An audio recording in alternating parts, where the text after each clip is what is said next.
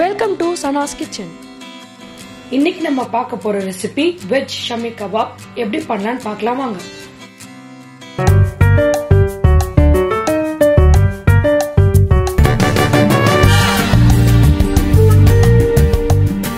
Veg Shami kebab பண்றதுக்காக நான் 2 cup அளவுக்கு கருப்பு சென்னா வந்துட்டு ஒரு 6 to 8 hours வந்து ஊற வச்சு வேக வச்சு எடுத்திருக்கேன்.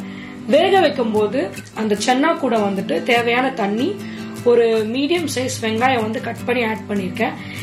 அதுக்கப்புறம் வந்து கொஞ்சமா வந்துட்டு கொத்தமல்லியோட ஸ்டெம், அதுக்கப்புறம் கொஞ்சம் புதினா லீஃப்லாம் ஆட் பண்ணிருக்கேன்.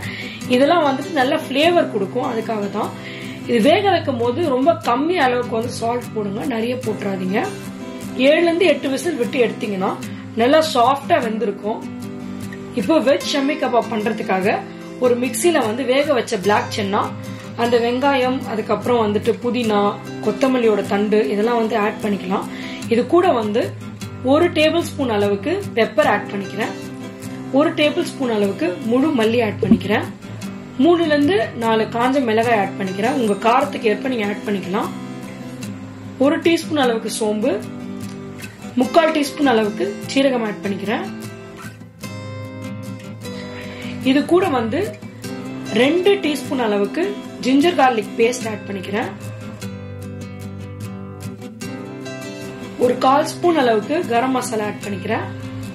1/4 ஸ்பூன் அளவுக்கு மஞ்சள் தூள் ஆட் பண்ணிக்கிறேன். இது கூட வந்துட்டு நீங்க காரத்துக்கு எக்ஸ்ட்ராவா வேணும்னா நீங்க காஞ்ச மிளகாய் ஆட் பண்ணிக்கலாம்.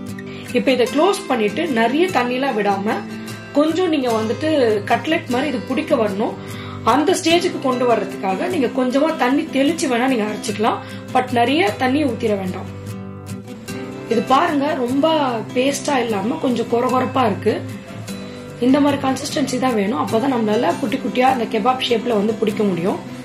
கொரகொரப்பா அரைச்ச இந்த கெபாப் மசாலா கூட நான் வந்து ஒரு கிரன்ச்சி டேஸ்ட் கொடுக்கறதுக்காக ஒரு மீடியம் சைஸ் வெங்காயம் வந்து பொடியா நறுக்கி ஆட் பண்ணிக்கிறேன். ஒரு 2 பெரிய பச்சை மிளகாய் வந்து சின்னதா கட் பண்ணி ஆட் பண்ணிக்கிறேன். ஃபிளேவருக்காக கொஞ்சமா கொத்தமல்லி, கொஞ்சமா புதினா இலை ரெண்டுமே வந்துட்டு சாப் பண்ணி ஆட் பண்ணிக்கிறேன். நம்ம வந்து சென்னா வந்து வேக வைக்கும் போது கொஞ்சமா சால்ட் ஆட் பண்ணிருந்தோம். இப்ப இந்த கெபாபுக்கு டேஸ்ட்க்கு ஏத்த மாதிரி நீங்க வந்து சால்ட் ஆட் பண்ணிக்கலாம். இப்ப இந்த கெபாப் வந்துட்டு நம்ம ப்ராப்பரா வந்து ஒரு ஷேப்ல பிடிக்கிறதுக்காக ஒரு பைண்டிங் ஏஜென்ட்டா நான் கொஞ்சமா வந்து கடலை மாவு ஆட் பண்ணிக்கிறேன். நீங்க வேணும்னா அரிசி மாவு கூட ஆட் பண்ணிக்கலாம். ஸ்டார்டிங்லயே நிறைய சேர்த்துறாதீங்க. நீங்க கொஞ்சமா ஆட் பண்ணிட்டு கெபாப் ஷேப்புக்கு உங்களுக்கு பிடிக்க முடியுதான்னு பாருங்க. இல்லைன்னா இன்னும் கொஞ்சம் கடலை மாவோ இல்ல அரிசி மாவோ நீங்க சேர்த்துக்கலாம். இப்ப இது எல்லாத்தையும் நல்லா மிக்ஸ் பண்ணிடலாம். இப்ப நமக்கு இது ப்ராப்பரான கெபாப் கன்சிஸ்டன்சில வருமானு செக் பண்றதுக்காக எல்லா இன்கிரீடியன்ஸும் போட்டுட்டு மிக்ஸ் பண்ணதுக்கு அப்புறம் நீங்க கையில வந்துட்டு இந்த மாதிரி புடிச்சு பாருங்க. ரொம்ப உதிரி உதிரியா இல்லாம இந்த மாதிரி ஒரு ஷேப்புக்கு அது பிடிக்க வரணும்.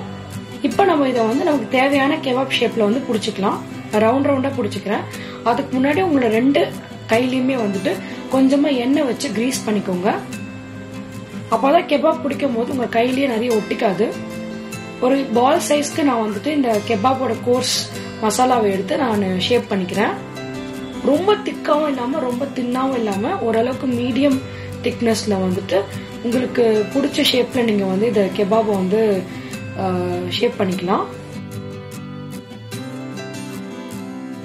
ஈக்குவல் திக்னஸ்ல ஒரே ஷேப்ல இருக்கிற மாதிரி இந்த கெபாப்ஸ் எல்லாம் வந்துட்டு ஷேப் பண்ணி வச்சிருக்கேன்.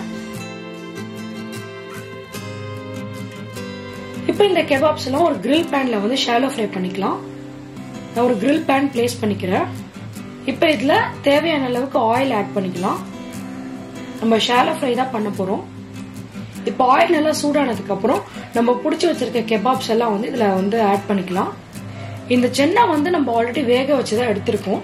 இப்ப இதுல மிக்ஸ் பண்ணிருக்க அந்த மத்த இன்கிரீடியன்ஸ் எல்லாம் வந்துட்டு அதோட பச்சை ஸ்மெல் போகிறதுக்காக தான் இந்த மாதிரி நம்ம ஷாலோ ஃப்ரை பண்றோம். பிளஸ் இதுக்கு ஒரு நல்ல டெக்ஸ்டர் அண்ட் நல்ல ஒரு சாஃப்டாவும் கொஞ்சம் வெளி சைட்ல வந்து கிரன்ச்சியா இருக்கிற மாதிரியான டெக்ஸ்டர் கொடுக்கறதுக்காக தான் ஷாலோ ஃப்ரை பண்றோம். ஒரு சைடும் வந்து ஒரு 3 to 4 நிமிஷம் அளவுக்கு நீங்க நல்லா ஃப்ரை பண்ணி எடுத்துக்கோங்க. இப்ப 2 சைடுமே வந்துட்டு நான் நல்லா கிரன்ச்சியா வர மாதிரி ஷாலோ ஃப்ரை பண்ணிட்டேன். நல்லா கோல்டன் ப்ரௌன் கலர்ல வெளி சைடு வந்து நல்லா கிரன்ச்சியா இருக்கிற மாதிரியான நம்மளோட வெஜ் ஷமி கபாப் வந்து ரெடி ஆயிடுச்சு. இப்ப நம்ம அதை பிளேட் பண்ணிக்கலாம். ஃபர்ஸ்ட் நான் என்னோட வந்து பிளேட்டர்ல வீட்லயே பண்ண ரிச் அண்ட் கிரீமியான புரோட்டீன் ஸ்ப்ரெட்டை வந்து நான் அப்ளை பண்ணிக்கிறேன். இப்போ இதுக்கு மேல வந்து நம்ம ரெடி பண்ணி வச்சிருக்க வெஜ் ஷமி கபாப் வந்து பிளேஸ் பண்ணிக்கலாம். நான் பண்ணிருக்க இந்த புரோட்டீன் ஸ்ப்ரெட்டோட ரெசிபி வீடியோ லிங்க் நான் டிஸ்கிரிப்ஷன்ல கொடுக்கறேன், செக் பண்ணி பாருங்க. நீங்களும் இந்த சூப்பர் அண்ட் ஹெல்தியான வெஜ் ஷமி கபாபை வீட்ல ட்ரை பண்ணி பார்த்துட்டு எப்படி இருந்துச்சுன்ற ஃபீட்பேக்கை கமெண்ட்ஸ்ல சொல்லுங்க. Happy cooking. இந்த ரெசிபி பிடிச்சிருந்துச்சுன்னா லைக் பண்ணுங்க, ஃப்ரெண்ட்ஸ் அண்ட் ஃபேமிலியோட ஷேர் பண்ணுங்க, என்னோட சேனலை சப்ஸ்கிரைப் பண்ணுங்க. தேங்க்யூ.